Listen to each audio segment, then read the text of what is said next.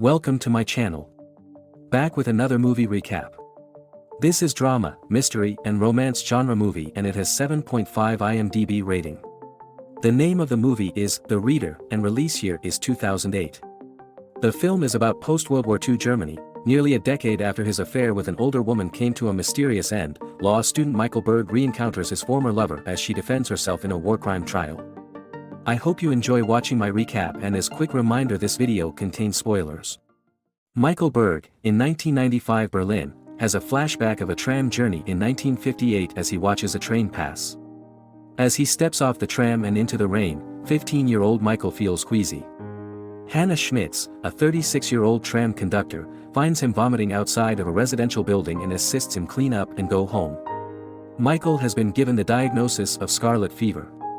Upon recovering, Michael pays Hannah a visit accompanied by flowers, and the two go on to begin an ongoing summer romance. To pass the time, she requests that he reads aloud from his textbooks.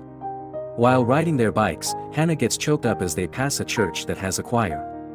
Hannah is elevated to the position of tram chief executive officer at the summer's end. Following their argument, she banishes him, gathers her belongings, and departs. It breaks Michael's heart to see her flat empty.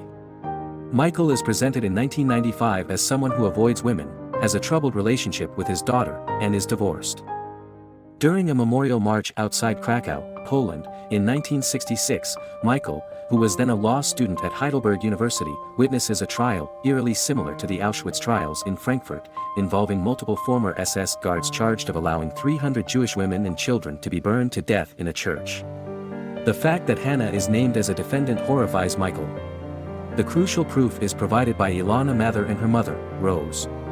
Hannah, according to Ilana's testimony, would have the camp ladies read to her before bed. All but Rose and Ilana perished in the bombing raid that caused the cathedral to catch fire. The guards had already sealed the doors, according to Rose's testimony.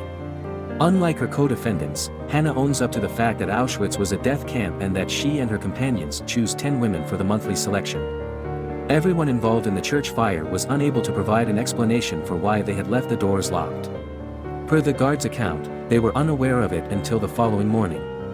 In order to prevent the inmates from escaping, Hannah confesses that they had locked the doors. Then, Hannah's co-defendants fabricate stories about how she was the boss and the one who penned the report.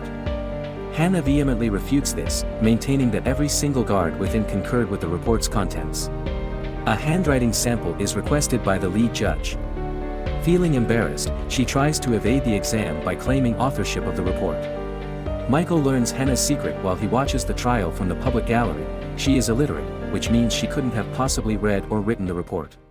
Michael confides in his legal professor, who advises him that he has a moral duty to notify the court.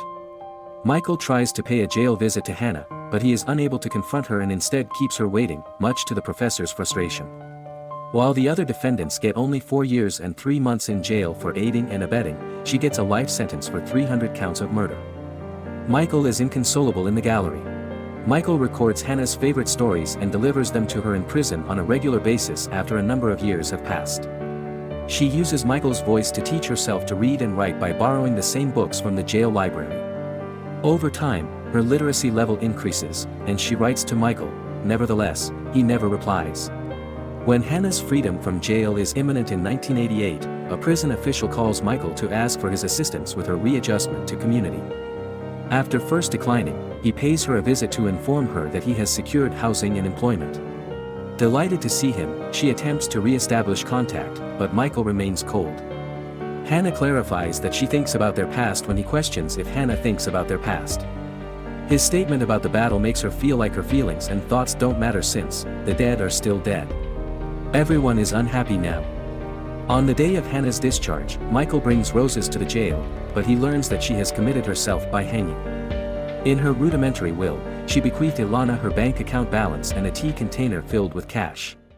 In New York City, Michael tracks out Ilana and confesses his relationship to Hannah and the influence it had on him. He confides in her about Hannah's lack of reading ability, but she advises him to find solace elsewhere. Michael shows Ilana the tea can and explains her what Hannah left her, but she turns down the money. Ilana agrees with him that he should, if he so desires, give it to a Jewish literacy group in Hannah's honor. The tin reminds her of one she had before, so she decides to keep it. Michael takes his daughter Julia to see Hannah's grave at the chapel in the rural area they had once visited in 1995, and the film finishes with him telling Julia their tale.